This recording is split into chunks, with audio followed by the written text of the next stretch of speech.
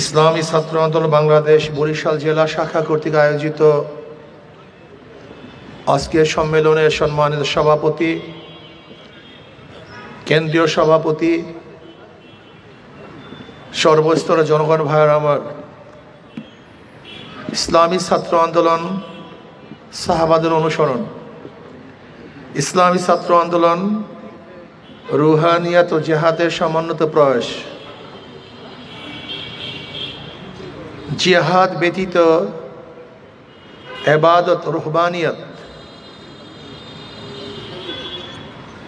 আর রুহানিয়াত ব্যতীত জেহাদ সন্ত্রাস।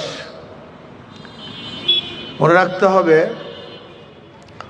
রুহানিয়াত ও জেহাদের সমন্বয়ে আমরা কামিয়াবি অর্জন করতে পারবো। যেই সংগঠনের মধ্যে রুহানিয়াত নেই,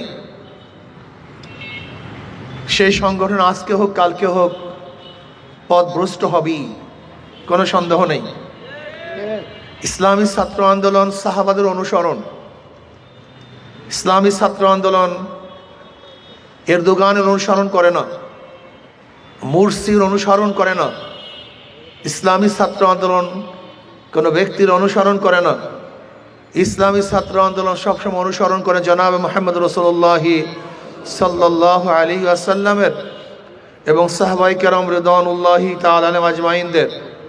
মনে রাখতে হবে, সাহাবারা একজন জাহেদ ছিলেন। ঈশা ছাত্র আন্দোলনের প্রত্যেকটা ছেলেকে জাহেদ হতে হবে, ত্যাগী হতে হবে। সাহাবারা আবেদ ছিলেন। ঈশা ছাত্র আন্দোলনের প্রত্যেকটা ছেলেকে আবেদ হতে হবে। সাহাবারা মুত্তাকিন ছিলেন। আমাদের সবাইকে মুত্তাকিন হতে হবে। সাহাবার মুজাহিদ ছিলেন। আমাদের সবাইকে মুজাহিদ হতে হবে। সাহারা মুবাল্লিগ ছিলেন। আমাদের সবাইকে দাওয়াতি কাজ করতে হবে। সাহাবারা নিজের উপর অন্য ভাইকে প্রাধান্য দিতেন। আপনাকে আমাকেও নিজের চেয়ে অন্য ভাইকে প্রাধান্য দিতে হবে। ওয়ুসিরুনা আলা আনফুসিহিম ওয়ালাউ কানা বিহিম খাসাসা। ইসলামী ছাত্র আন্দোলনের প্রত্যেকটা ছেলেকে মনে রাখতে হবে, আমি খাবো না, আমার ভাই তিনি খাবেন। আমার নাস্তার অর্ধেক, আমরা উভয় ক্ষুধার্থ, ভাগ করে অর্ধেক আমি খাবো, অর্ধেক আমার ছাত্র ভাইকে খাওয়াবো। আমি আগে বসবো না, আমার ভাইকে বসার ব্যবস্থা করব। আগে আমি শুবো না, আমার ভাইকে শোয়াবার পরে জায়গা থাকলে আমি শুইব, আর নয়তো সারা রাত্র বসে থাকবো, আমার ভাইকে প্রাধান্য দেব। আপনারা দেখেন নাই আনসারীদের অবস্থা কি ছিল? মুহাজিরদের জন্য তারা এমন কোনো ত্যাগ নাই যেই ত্যাগ করেন নাই। আল্লাহু আকবার। আনসারীদের একটা ঘরকে ভাগ করে তার মুজাহিদ ভাইকে অর্ধেক দিয়ে দিয়েছেন। জমিকে ভাগ করে তার ভাইকে অর্ধেক দিয়ে দিয়েছেন। খানাকে ভাগ করে নিজে অর্ধেক খেয়েছেন, ভাইকে অর্ধেক দিয়েছেন। নিজের বস্ত্রকে ভাগ করে অর্ধেক বস্ত্র নিজে পরেছেন, আর বাকি বস্ত্র ভাইয়ের উপর দান করেছেন। সাহাবায়ে কেরাম রিদওয়ানুল্লাহি আজমাইন একজন মুমিনদের জন্য, মুসলমানদের জন্য সর্বোচ্চ ত্যাগ করেছেন। আপনারা জানেন, এক যুদ্ধের মধ্যে এক সাহাবী শহীদ অবস্থায় পানি বলে ডাকছেন। তার চাচাতো ভাই তার কাছে পানি নিয়ে গেছে। এর মধ্যে অন্য দূরের থেকে আসছে পানি।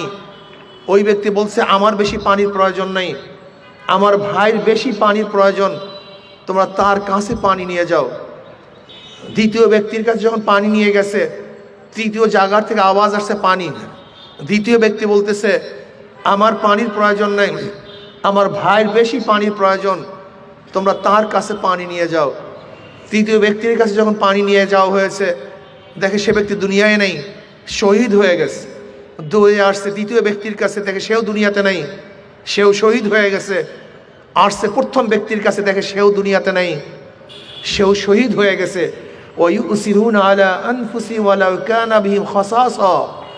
মুমিন তো নিজের ধ্বংসের মুহূর্তেও তার মুমিন ভাইকে প্রাধান্য দেয়। ইসলামী ছাত্র আন্দোলনের প্রত্যেকটা ছেলে এই আদর্শবান হতে হবে। নিজের চেয়েও তার সাংগঠনিক ভাইকে প্রাধান্য দিতে হবে। নিজের সুখে শান্তিতে না থেকে তার সহকর্মীকে সুখে শান্তিতে রাখার ব্যবস্থা করতে হবে। আমার পকেটে নাস্তার পয়সা আছে, কিন্তু আমার এক ছাত্র ভাই পকেটে নাস্তার পয়সা নেই, সেজন্য ভাবতেও না পারে আমার নাস্তার টাকা তাকে দিয়ে দিয়েছি। যদি ভাবেন তাহলে লজ্জা পাবেন না, আমি এমনভাবে আমার ভাইকে দেব যেন সে লজ্জিত না হয়। এই আদর্শবান ছাত্র আন্দোলনকে হতে হবে। ছাত্র আন্দোলনের প্রত্যেকটা ছেলেকে ত্যাগী হতে হবে, ভুগি না। আজকে বর্তমানে পাশ্চাত্য রাজনীতিবিদরা আমাদের হাজারো কোমলমতি ছাত্রদেরকে ভুগি বানিয়ে ফেলেছে, ওদেরকে অস্ত্রবাজ বানিয়েছে, ওদেরকে খুনি হিসাবে চিহ্নিত করেছে সমাজের মধ্যে। ওরা এখন ধর্ষক, ওরা এখন চাঁদাবাজ, ওরা লুটেরা, ওরা মানুষ না। আপনি দেখেছেন আবরারকে কে হত্যা করেছিল? আবরার ফাহাদকে বুয়েটের ছাত্রই হত্যা করেছিল। বুয়েটের ছাত্র খুব ভালো ছাত্র, মেধাবী ছাত্র, ওরা ঢুকেছিল ভালো হিসাবে, আর ওই সংগঠনে যাওয়ার পরে ওরা বের হয়েছে খুনি হিসাবে।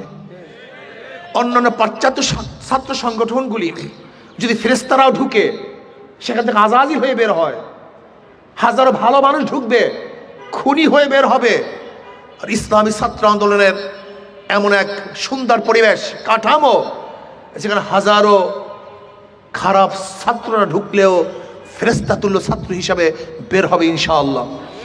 আপনারা দেখেছেন জাহাঙ্গীর ইউনিভার্সিটিতে 100 ধর্ষণ করার পরে সেঞ্চুরি পালন করেছে কারা? এই মেধাবী ছাত্ররা। আজকে ঢাকা ইউনিভার্সিটিতে অস্ত্রবাজি কারা করে? এই মেধাবী ছাত্ররা। আজকে টেন্ডারবাজি কারা করে? এই মেধাবী ছাত্ররা, যারা ফুলের মতো ছিল, কিন্তু আজকে ওই সমস্ত সংগঠন করার পরে তারা ডাকাত হয়েছে, ধর্ষক হয়েছে, চাঁদাবাজ হয়েছে, গুন্ডা হয়েছে, বদমাশ হয়েছে। ইসলামী ছাত্র এমন এক সংগঠন যেখানে হাজারো খারাপ মানুষ ঢুকবে, ফেরেশতা তুল্য মানুষ হিসাবে সেখান থেকে বের হবে। এই ইসলামী ছাত্র আন্দোলন প্রত্যেকটা ছেলেকে বলবো, ত্যাগী হও। এই সমাজের জন্য ত্যাগ করতে হবে, এই জনগণের জন্য ত্যাগ করতে হবে, এই দেশের জন্য ত্যাগ করতে হবে, বৈষম্য দূর করার জন্য ত্যাগ করতে হবে, চাঁদাবাজি বন্ধ করার জন্য ত্যাগ করতে হবে, ঘুষ বন্ধ করার জন্য ত্যাগ করতে হবে। এই ভূখণ্ডকে রক্ষা করার জন্য হাজারো ত্যাগ তোমাকে করতেই হবে ইনশাআল্লাহ। প্রিয় ছাত্র ভাইয়েরা আমার, আজকে বাংলাদেশের অবস্থাটা কি?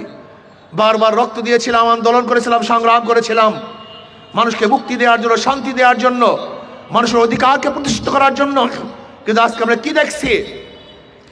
এত রক্ত, এত আন্দোলন করার পরেও আজকে বাংলাদেশের মানুষ স্বাধীন নয়, তাদের অধিকার বাস্তবায়ন হচ্ছে না, আমরা তাদের পাশে দাঁড়াতে পারছি না।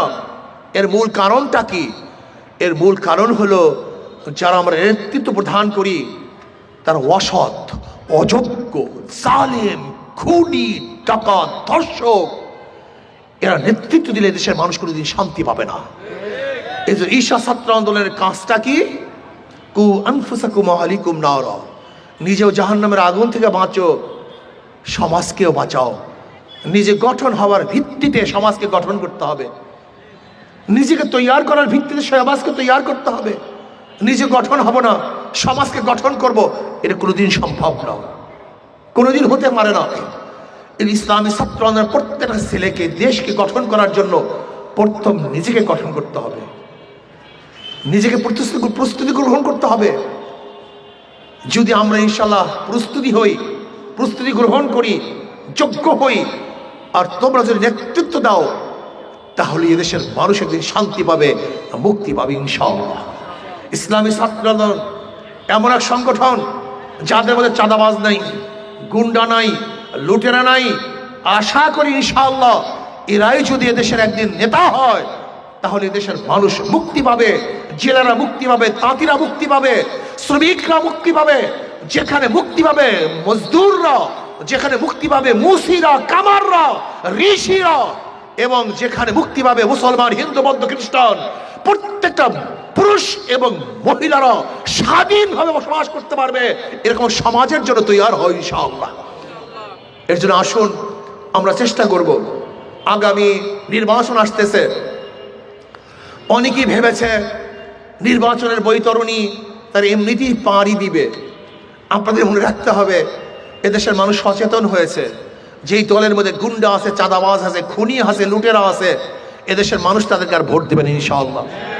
দিতে পারে না, কারণ চাঁদাবাজির জন্য ভোট দিবে, গুন্ডানি করার জন্য ভোট দিবে, দখলদারি করার জন্য ভোট দিবে না, এদেরকে মানুষ আর ভোট দিবে না।